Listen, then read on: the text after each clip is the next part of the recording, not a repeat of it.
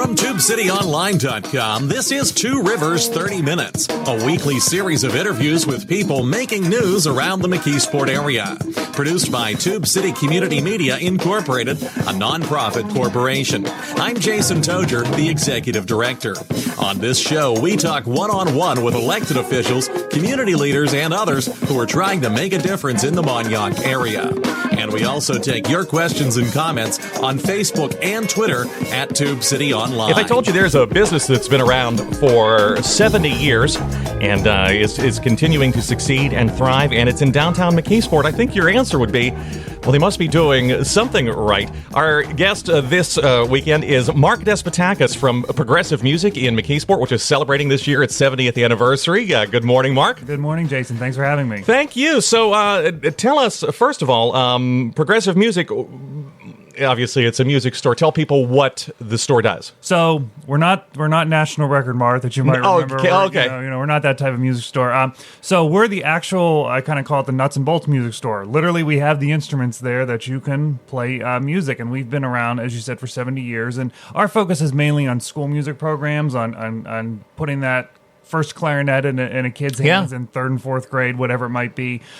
So that's the kind of music we have, selling sheet music, and the actual instruments that people are going to play. I want to get more into your role, too, in music education, because Progressive Music is a big supporter, booster, I guess is the word, of music education in Western Pennsylvania.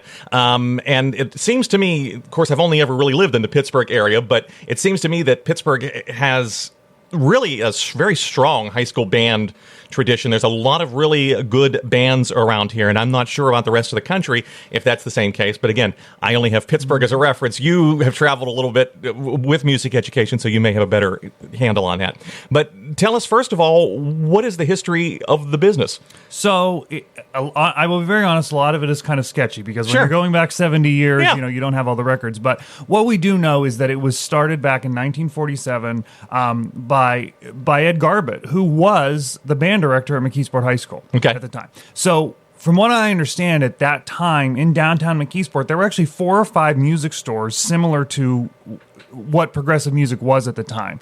And at the time, it was very lesson-based, and we sold some stuff on the side. So, but you came to the store, and I think even when I was a kid, I remember you could sign up for lessons and go to Progressive Music and learn to play whatever. Right. Yeah. And so there was a lot of that type of learn to play the clarinet here.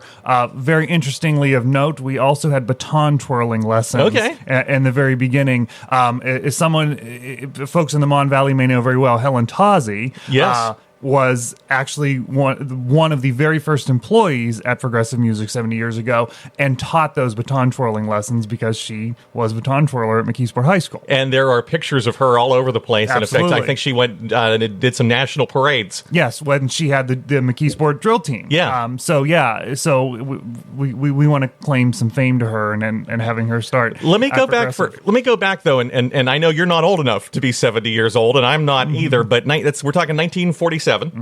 And it seems to me in that era, music, people playing instruments, was maybe a little bit more common than it is now. Am I right about that? Yeah. And I think there's a couple reasons for that. There's no question that was the case. And there's the music programs were larger, most likely because the school districts were larger. Sure. I'm not sure, but at one time Elizabeth Forward was part of the McKeesport School District, so that's a huge land mass. So these programs were just so big. But I think people for fun. Yes, people had pianos at home, electric organ. They might play the accordion. I mean, we had a lot of people in this area from Eastern Europe, from Italy, from Greece, and they brought traditions over that they played some of the instruments we see at International Village. Sure. Summertime, the balalaika or the ukulele or guitar or whatever. So, or clarinet. Lots of kids grew up learning to play the clarinet, playing a horn. But I think maybe that was a little more common in the home then. Sure, and I imagine there's a couple reasons for that, because we didn't all have iPhones in our hands at that point. Sure. And also, there weren't as many activities at a school for kids to participate in. So music has always been there and always been a part of it. So absolutely, it was a huge part of the culture then.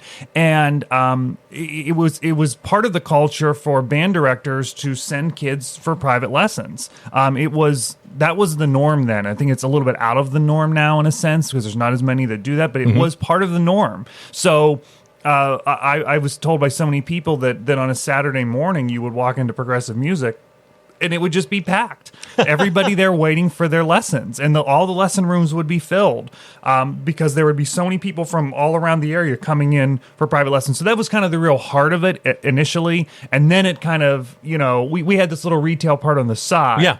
And that grew more. But from my understanding is it was lesson-based first. Mark Despotakis is with Progressive Music. What is your title, Mark? I have a lot of titles, but we'll go with my title is really Director of Market Development, which I kind of look at as I want every person possible across the lifespan to play music. So I'm kind of doing my best to help develop that market and get more people playing. The company is celebrating its 70th anniversary this year. What is your website? Our website is Progressive Music Company, and you spell out company.com. .com. And what is the phone number? 412-672-9623. 9623. We'll give that number out a couple more times during the show. Mark Despotakis is Director of Market Development with Progressive Music in McKeesport, celebrating its 70th anniversary. So I guess what I'm thinking of in terms of the 1940s is...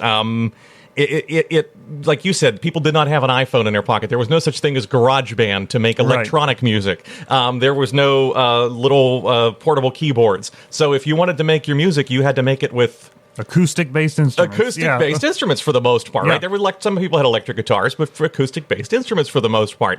How did the business then change as I'm assuming, for instance, we have a big band show on our internet station on Sunday mornings, and one of the things he talks about is the Beatles and rock and roll really changed everything in terms of big band music. And I'm assuming the same thing happened with musical instruments. Yeah, to an extent, as far as the industry as a whole, the Beatles were a game changer. Everybody wanted an electric guitar, an electric bass. Right. Yeah. And I do think that our business kind of did go through a little bit of that change and kind of, because at one point we did have a second store in Monroeville, and that was very much more based on that type of music, the guitars and the drums and those things. But our primary focus all throughout has been school music programs. Okay. And so evolving from that initial lesson-based system, they said, okay, well, there's a need to get instruments into kids' hands in an affordable way. And so we were kind of credited within the area of founding this idea of this trial plan. Yeah. So for one low fee, and I don't know what it would have been in the 40s and 50s, but for one low fee, you would get, say, 4 or 5 months to try out an instrument.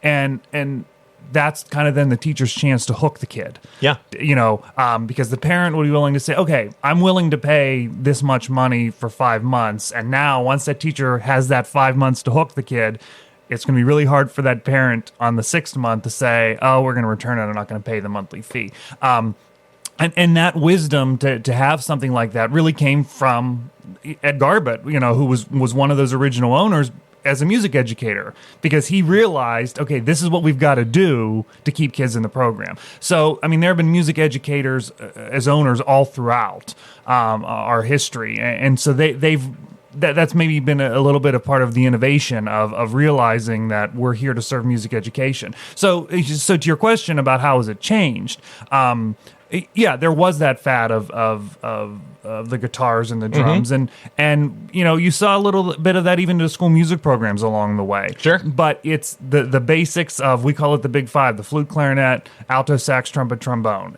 That's kind of the heart of a school band program. And of course, the orchestra programs with the violins and the violas and cellos have grown as well.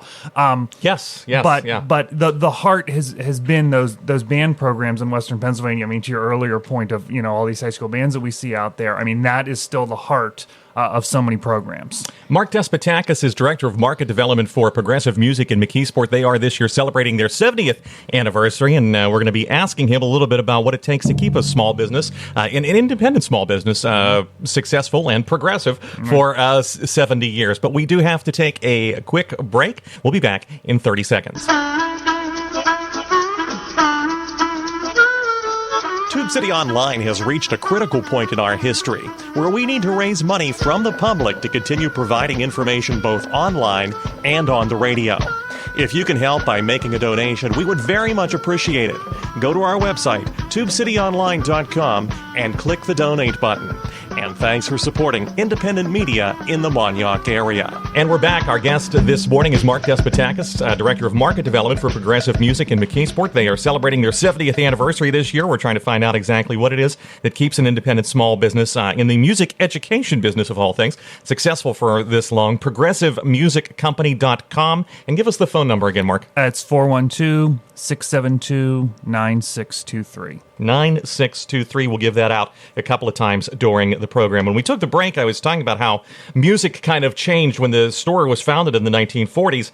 People played music at home, and then there was this big shift in the 1960s that A, rock and roll and electric guitar music became the in thing, and B, portable music became a thing. So people did not have to learn to play an instrument necessarily to take their music with them. Sure. But you were saying before the break that didn't affect your business too much. No, I mean, from the perspective of school music has kind of stayed the same generally. Like I said, we call it the big five instruments: the flute, the clarinet, the alto sax, the trumpet, and the trombone. I mean, those instruments have been around for hundreds of years.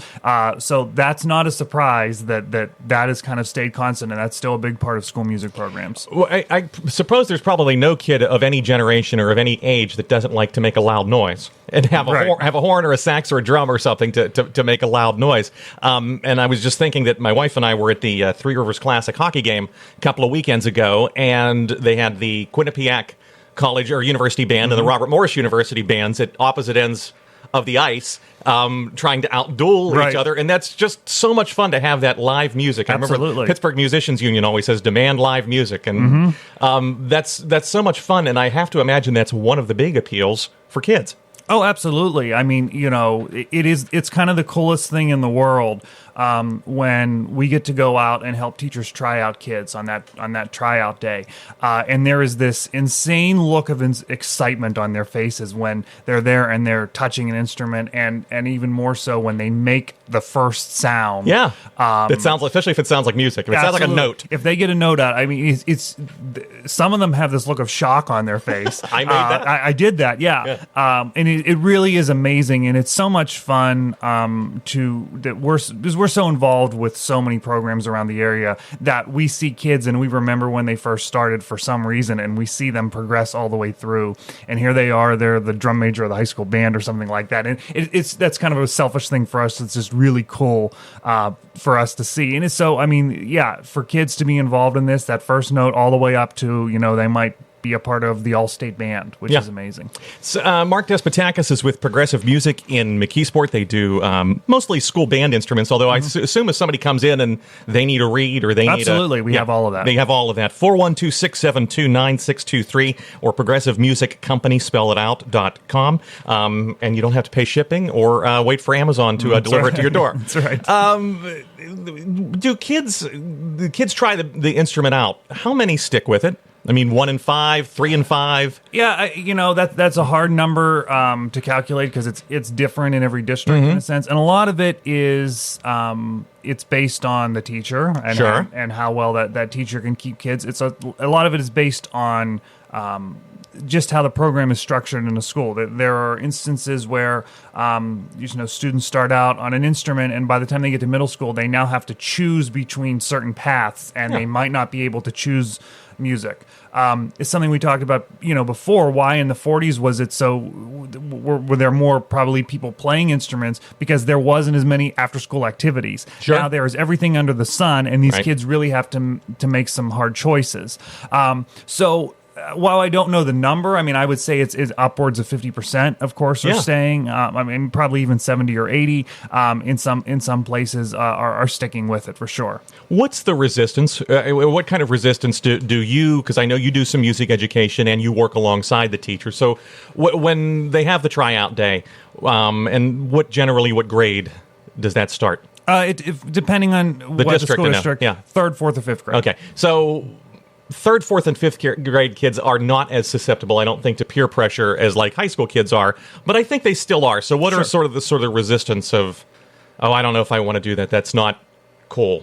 Well, I don't know that there's that much resistance. We've been lucky that Squidward plays the clarinet from SpongeBob SquarePants. He sure does. So that has been a huge, that's very helpful to the music education community. But I don't know that there's so much a resistance initially. Some parents might interject some resistance because, are you really going to stick with this? Are you really going to continue with it?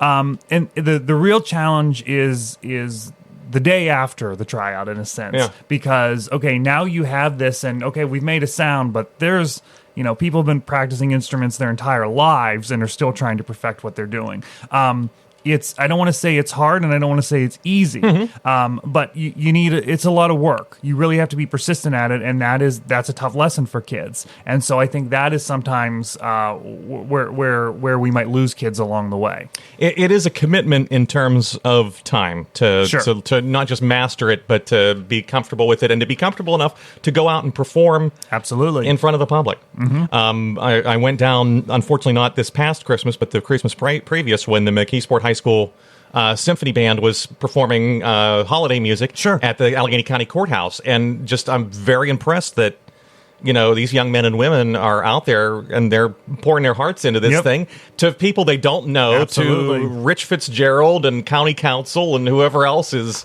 wandering through the courthouse. That's a real commitment. Absolutely, yeah, and they're to them, it's joy, and I think they're sharing their joy, with others who are then listening to their work. Mark Despotakis is with Progressive Music in McKeesport. They are celebrating their 70th anniversary this year. 412-672-9623 or progressivemusiccompany.com.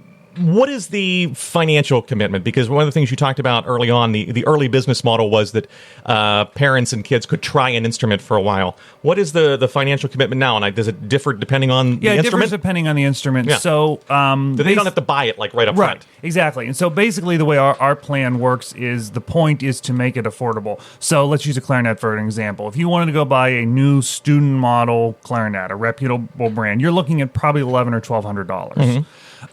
So that would be kind of crazy to ask a parent to say, hey, buy this for your third grader. You have no idea if they're going to stick with it. Yeah. So we say, all right, we'll let you use one of ours for $20 a month. Okay. And what we'll do is we'll let that money accumulate for you. So over the years, so it might take 4 or 5 years, you'll have $1,200 into an account, and we'll give you a brand new one. Give us ours back. Yeah. And the other benefit is, let's say that you start with the clarinet and 4 to 5 months into it, the kid says, this isn't for me. I want to switch to a trumpet. Yeah. We'll switch it. Yeah. No problem. You still pay the $20 and your money will continue to accumulate. So let's say after a year, this just isn't the thing for my kid, and you want to return it, then you return it, and you've not shelled out $1,200.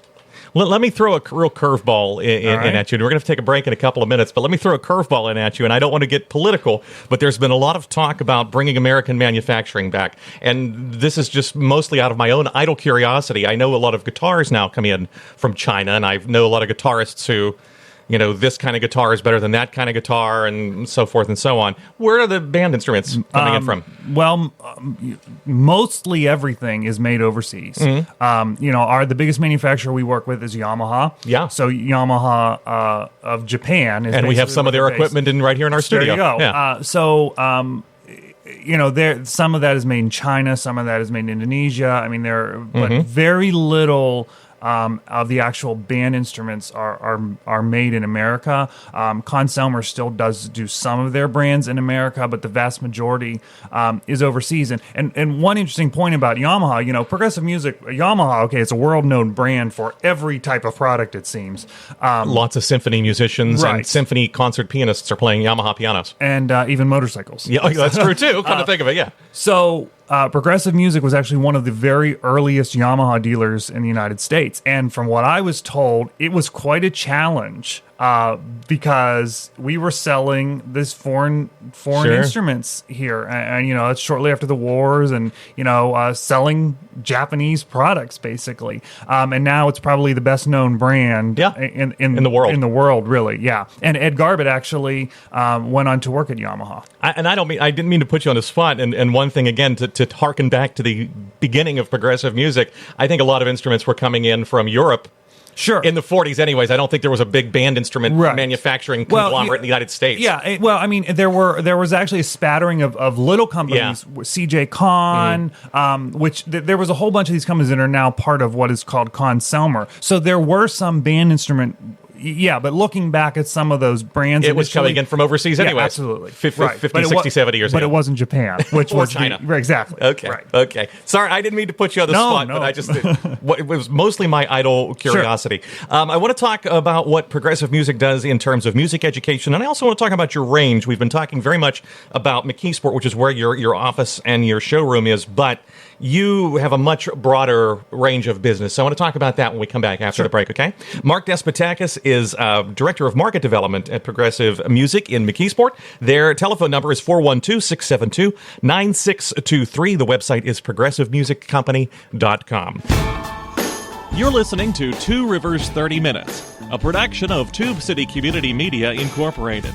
We're looking for help in getting this show on the air and for help with other projects.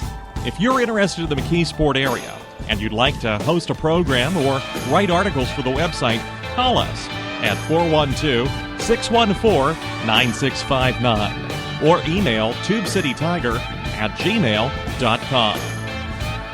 And we're back for a final few minutes with Mark Despotakis from Progressive Music, celebrating their 70th anniversary this year. 412-672-9623 or progressivemusiccompany.com. We've been talking a lot about the fact that this is a McKeesport-based business. You've been very heavily involved. As you said, one of the founders was the band director at McKeesport High School. But your business goes much further. How far now does progressive music travel? Yeah, we go, basically probably as far north as maybe Clarion or a little bit further in some districts. We go all the way out to Johnstown and then pretty much south to the West Virginia border. So, we basically have this entire sliver of Western Pennsylvania covered. Most of the school districts, some of the school districts. It's a wide variety. Yeah. I mean, there's a few businesses like us out there. Yeah. So a school might deal with a couple vendors. Sure. So a good number of districts. I don't know that I have a specific number, but we have a team of sales representatives who goes out and visits music teachers. And like I always say in kind of our elevator speech, so we're there to, service the rental program or sell whatever the teacher needs. But in many ways, our road reps are psychiatrists for music teachers because so many of our road reps are either former music teachers, have been involved in music education in some way. And the music teacher is so bogged down in everything that's happening in their classroom. Naturally. And I think it's fair to say that most of them don't have time to go to the faculty room and have lunch with the math teacher or the English teacher. And we can uniquely understand their problems and say, hey, this happened at another school or this is what we've heard. And so I can't tell you how many times I've walked in and a teacher has said, I'm so glad I can tell somebody I understand, that understands what's going on here. And that makes us feel good, and we do our best to kind of share our knowledge and say, look, it's going to be okay. We've had you on the show before, though, to talk not about progressive music per se, but about music education, because you've been very involved on the national level. Yes. Tell us a little bit about that. So, that's one of my passions is politics and policy, and so it's kind of, I'm able to combine my love for music with that as well. So we've done a lot of work nationally in the last couple of years on getting some things into the new federal law, the new reauthorization of the Elementary and Secondary Education Act, which replaces No Child Left Behind. It's called the Every Student Succeeds Act. We've done a lot of work nationally on that, and for the first time in history, the word music is actually listed in the law. We've heard for so many years about these core academic subjects. Well, that verbiage is gone. We are now living under what's called well-rounded subjects. And music is part of that. And there's so many things in the law that are really complementary to music programs. So that was passed a year ago in December of 2015. what's happening now is all of this work on the state level. So I'm in Harrisburg frequently, and we're working on how will this law be implemented in Pennsylvania. And then from there, we know that once that plan is set, our next step is going to be talking to music educators of, now here's how you use the law. Yeah. Here's how you make it work in your school district. Mark Despotakis is Director of Market Development at Progressive Music Company in McKeesport, progressivemusiccompany.com or 412-672-9623. They mostly do educational music band instruments. Why not just make it simple? Band and orchestra instruments, mostly with school districts, but like you said, if somebody wants to come in and... We have music there, we have reeds there, we have anything you need in the store. Okay. We have just a couple of minutes left. Let me play devil's advocate again. What's the value of music education versus, and it shouldn't be an either or, but, people are going to say, people are listening right now saying, well, I'm more concerned about science. I'm more concerned about math. I'm more concerned about, that my kid knows how to read proficiently or write proficiently. What's the value of learning music? Well, let's go back to that the wording in that federal law, well-rounded. We don't want to produce robots. We do want to produce well-rounded citizens who can participate in society and appreciate society and our culture. So part of that is being exposed to this. We're not asking teachers to make every student that goes through their program to want to go to Juilliard and perform at Carnegie Hall. Because that, first of all, that's not going to happen. Right. But we want really to have an appreciation to be part of culture and to appreciate the world around you. So that's part of it. And then there's all these other benefits. It's team building skills. These are all things we need to work, creativity, just being connected to other people, working toward a common goal. Self-esteem is huge. You mentioned that earlier. These kids can get up and perform. Isn't that amazing?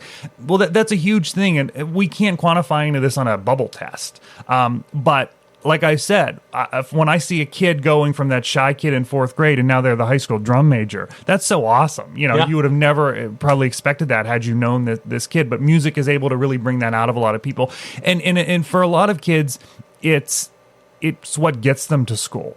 And if that's the hook, well, then that's the hook. I'm not doubting the value of a science class or a math class or a reading class. But if the hook to get them to come to school is that music class once a day, well, or then, band practice, exactly. Then if it's phys ed, whatever. That's why same thing as a sport or art or whatever. Yeah. And so it's not music versus sports, which a lot of people try to do.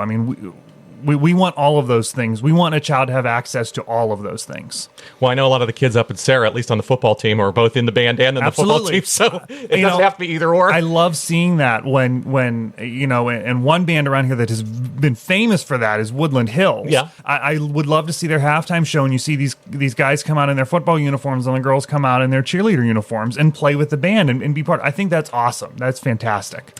Mark Despotakis is with Progressive Music in McKeesport, 412-672-9623 or progressivemusiccompany.com. We have just about a minute and a half left.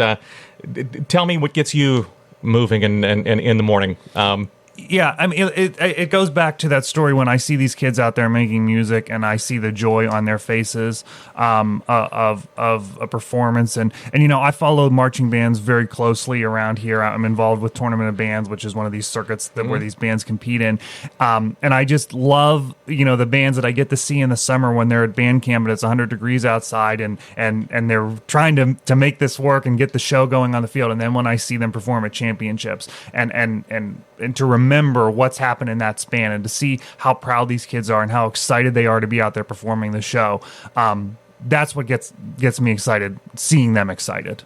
What instrument do you play, Mark? So I'm clarinet player. Oh, you and Squidward. Yeah, me and Squidward. Yeah, I was before him though. Oh, okay. Yeah, but so actually, I still play in a community band. I play the bass clarinet in a community band just to kind of keep my chops up and just keep going. Yeah, having me. Mark Despotakis is Director of Market Development at Progressive Music Company in McKeesport. They deal with band instruments and heavily deal with music education, not just in Western Pennsylvania, but throughout the country. ProgressiveMusicCompany.com, 412-672-9623. And thank you all for listening today to Radio 81 WEDO, 1550 and 88.1 WZUM, the Pittsburgh Jazz Channel, Internet Radio, WMCK.FM, and TubeCityOnline.com. So long for now. You've been listening to Two Rivers 30 Minutes, copyright Tube City Community Media Incorporated. Opinions expressed on this program are not those of Tube City Community Media Incorporated. Listener support makes this program possible. If you'd like to make a tax-deductible contribution, please visit our website at tubecityonline.com and click on the donate link.